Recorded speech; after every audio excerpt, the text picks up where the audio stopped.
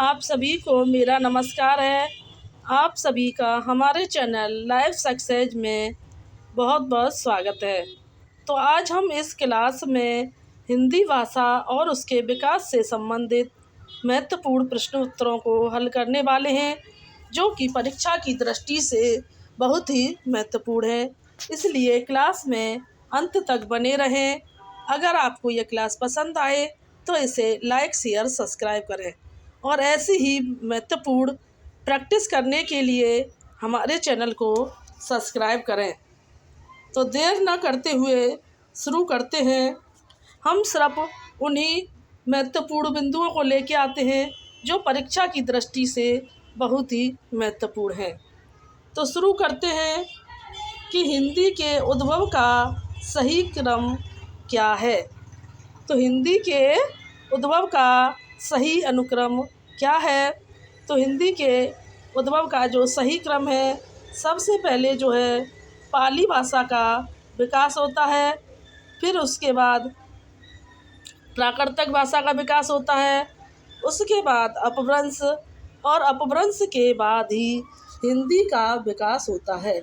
इस तरह सबसे पहले पाली भाषा आती है, पाली के बाद प्राकृतिक, अपभ्रंश और हिंदी। तो हिंदी भाषा का जो विकास होता है वो अपभ्रंश भाषा से माना जाता है। नंबर 2 देखते हैं। प्राकृतिक को मीठी तथा संस्कृत को यहाँ संस्कृति हो गया है, तो यहाँ संस्कृत है कि प्राकृतिक को मीठी तथा संस्कृति को नहीं, संस्कृति नहीं है यहाँ पर, संस्कृत को कठोर भाषा किसने कहा है। प्राकृतिक को मीठी और संस्कृत को कठोर भाषा जो कहा है, यहाँ पर यह संस्कृत है न कि संस्कृति। यह टाइपिंग मिस्टेक हुई है। तो प्राकृतिक को मीठी, संस्कृत को कठोर भाषा जो कहने वाले हैं वो राजशेखर हैं। राजशेखर ने प्राकृतिक को मीठी और संस्कृत को कठोर भाषा कहा है। नंबर 3 देखते हैं कि गौड़ बहो किसकी रचना है। तो गौड़ बहो जो है बागपति राज की रचना मानी जाती है, जो कि टीजीटी में भी पूछी गई है। इनकी रचना बहुत ही महत्वपूर्ण है, यह किसी न किसी परीक्षा में पूछी जरूर जाती है। प्रश्न नंबर 4 देखते हैं कि प्राकृतिक प्रकाश किसकी रचना है। प्राकृतिक प्रकाश किसकी रचना है। तो प्राकृतिक प्रकाश जो है वो वरुचि जी की रचना मानी जाती है। किसकी? प्राकृतिक प्रकाश जो है वरुचि की रचना मानी जाती है। नंबर 5 देखते हैं कि अपभ्रंश शब्द का सबसे पहले उल्लेख किसने किया था। अपभ्रंश शब्द का सबसे पहले जो उल्लेख था वो किसने किया था। तो अपभ्रंश शब्द का जो सबसे पहले जो उल्लेख किया था तो वह पतंजलि के द्वारा किया गया था। यह प्रश्न जो है बहुत ही महत्वपूर्ण है। तो अपभ्रंश शब्द का जो सर्वप्रथम उल्लेख करने वाले जो हैं वो पतंजलि को माना जाता है। प्रश्न नंबर 6 देखते हैं कि अपभ्रंश शब्द का सर्वप्रथम प्रयोग कहाँ मिलता है। प्रयोग मिलता है। तो अपभ्रंश शब्द का जो सर्वप्रथम जो प्रयोग मिलता है तो वह 6ठी सदी में मिलता है। किसमें? अपभ्रंश शब्द का जो प्रयोग मिलता है वह 6ठी शताब्दी में मिलता है। नंबर 7 देखते हैं कि चरित काव्य सर्वाधिक किस काव्य साहित्य में रचे गए। चरित काव्य जो है वो सर्वाधिक रूप से किस साहित्य में रचे गए। तो चरित काव्य जो है सर्वाधिक रूप से जैन साहित्य में रचे गए। किसमें? चरित काव्य जो है वो सर्वाधिक रूप से जो जैन साहित्य में रचे गए हैं।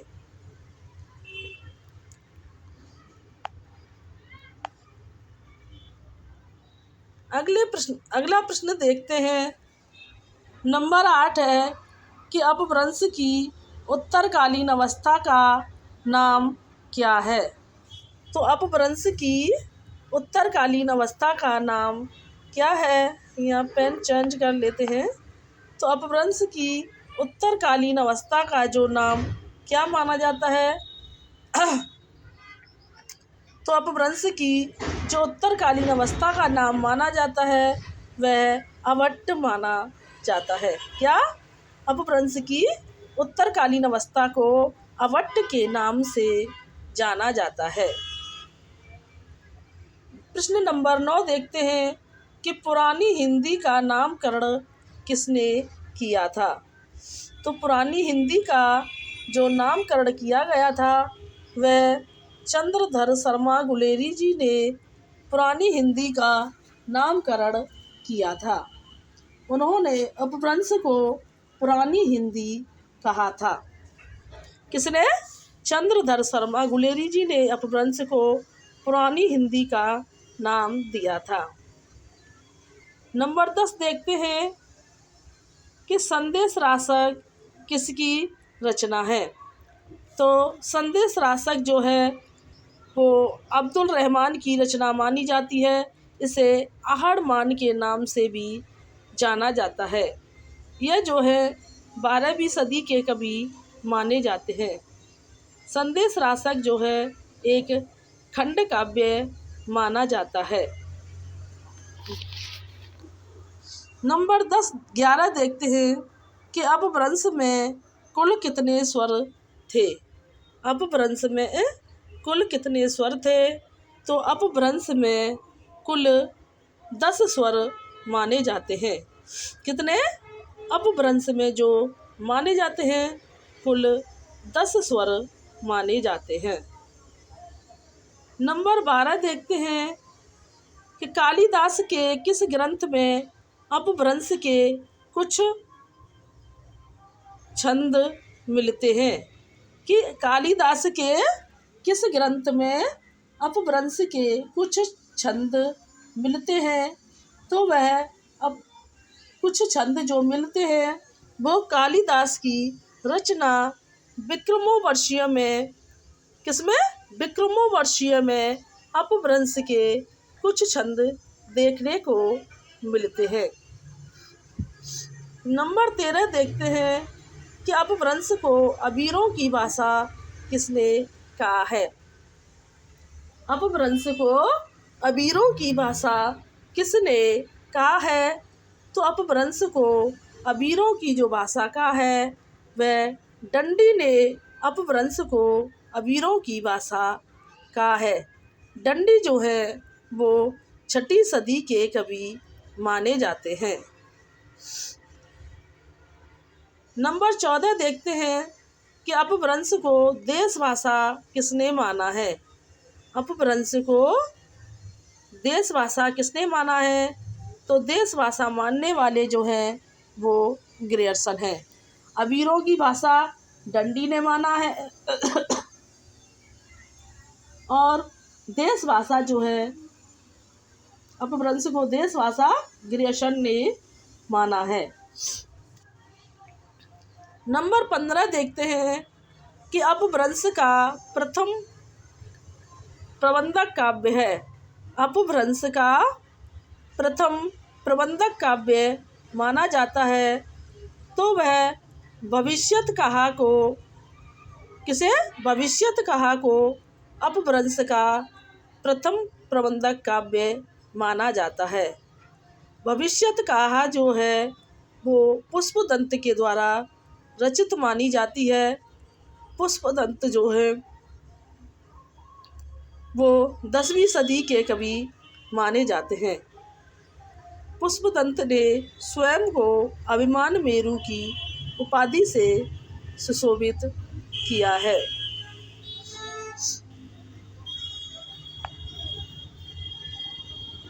अगला प्रश्न देखते हैं।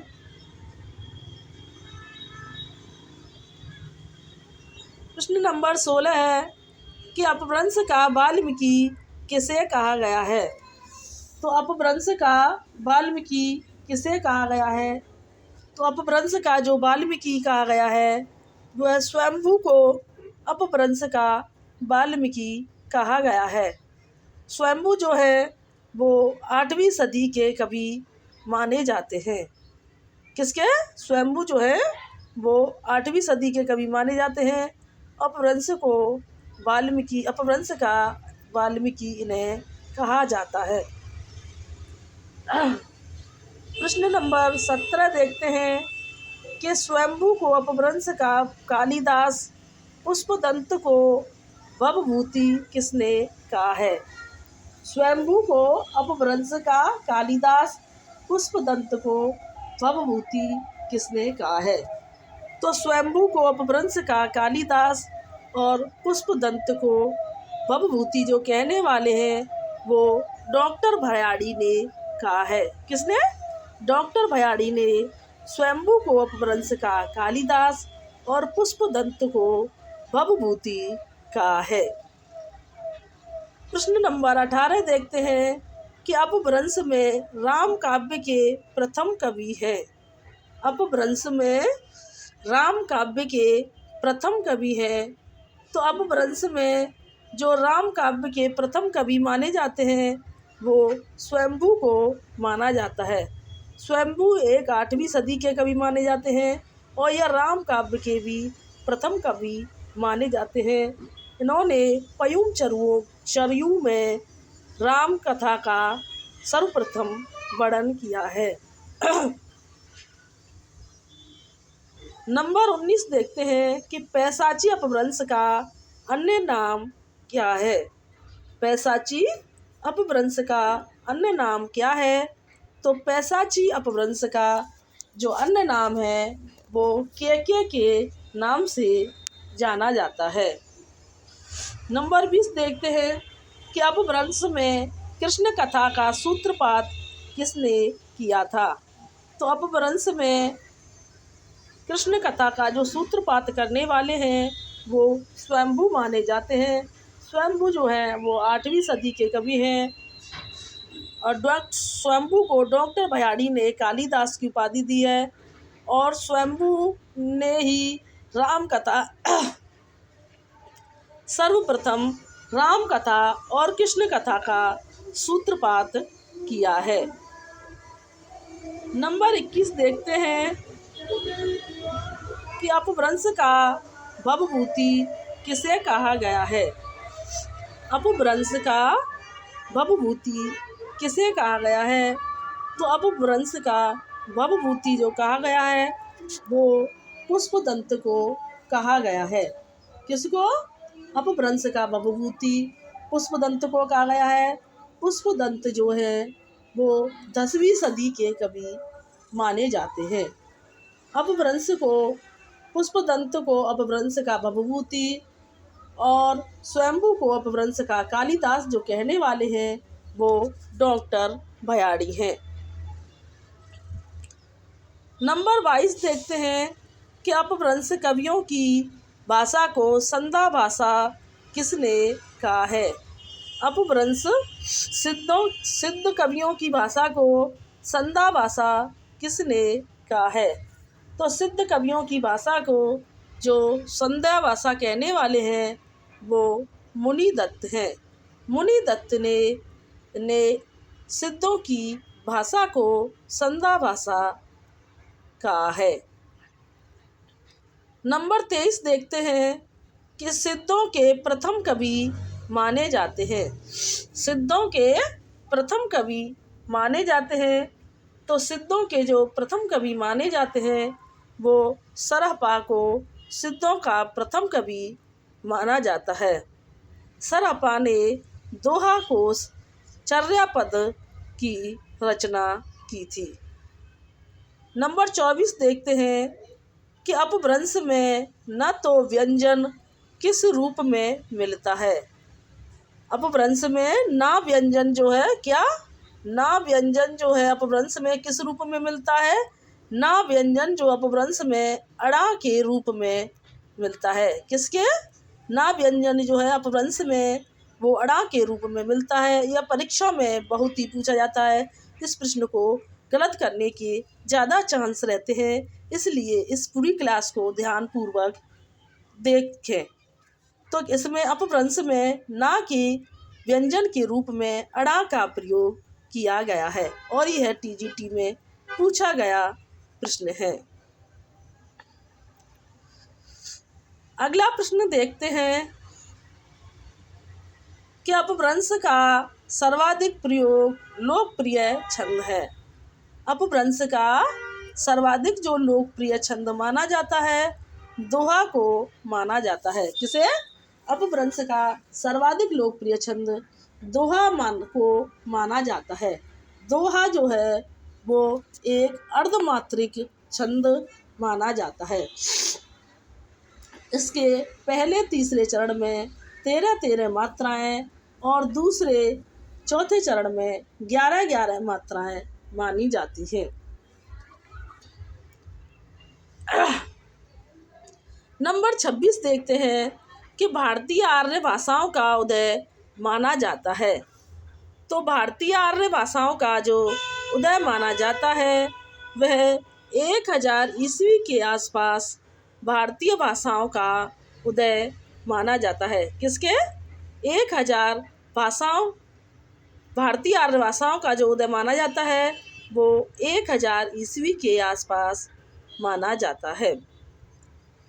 नंबर 27 देखते हैं कि उक्ति व्यक्ति प्रकरण निम्नलिखित में से क्या है? तो उक्ति व्यक्ति प्रकरण जो है वो एक व्याकरण शास्त्र ग्रंथ माना जाता है। कैसा?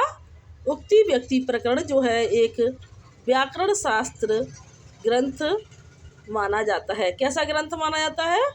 उक्ति व्यक्ति प्रकरण जो है एक व्याकरण शास्त्र का ग्रंथ माना जाता है, जो कि पंडित दामोदर द्वारा रचित माना गया है।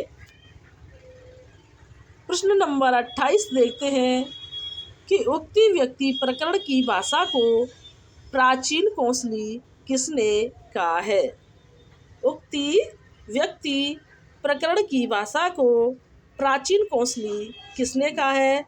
तो उक्ति व्यक्ति प्रकरण की भाषा को प्राचीन कौशली कहने वाले डॉक्टर सुनीति कुमार चटर्जी हैं। उक्ति व्यक्ति प्रकरण के जो रचनाकार पंडित दामोदर माने जाते हैं, जो कि एक व्याकरण ग्रंथ माना जाता है और इसकी भाषा को प्राचीन कौशली कहने वाले डॉक्टर सुनीति कुमार चटर्जी माने जाते हैं। प्रश्न नंबर 29 देखते हैं कि निम्नलिखित में से कौन सा शब्द समूह अपभ्रंश की वर्णमाला में नहीं आता है? निम्नलिखित में से कौन सा शब्द समूह है जो अपभ्रंश की वर्णमाला में नहीं आता है? तो वह अड़ा, ना, यहाँ ना 2 बार टाइप हो गया है, जबकि एक बार यहाँ पर है अड़ा, या और ना, सा, ये शब्द जो है अपभ्रंश की वर्णमाला के अंतर्गत नहीं माने जाते हैं। तो नंबर 30 देखते हैं कि कौन से स्वर अपभ्रंश की वर्णमाला में नहीं आते हैं। तो अपभ्रंश की जो वर्णमाला में नहीं आने वाले स्वर जो हैं, बड़ा ए, बड़ा ओ जो है वो अपभ्रंश की वर्णमाला के अंतर्गत नहीं माने जाते हैं। तो आज की क्लास को हम यहीं समाप्त करते हैं। अगर आपको हमारी यह क्लास अच्छी लगी हो तो इसे लाइक, शेयर, सब्सक्राइब करें और हमें कमेंट करके बताएं कि यह क्लास कैसी रही। और ऐसी ही निरंतर महत्वपूर्ण प्रैक्टिस करने के लिए हमारे चैनल को सब्सक्राइब करें। हम ऐसी ही निरंतर महत्वपूर्ण क्लास लेके आते हैं। Thanks watching this video. जय हिंद, जय भारत।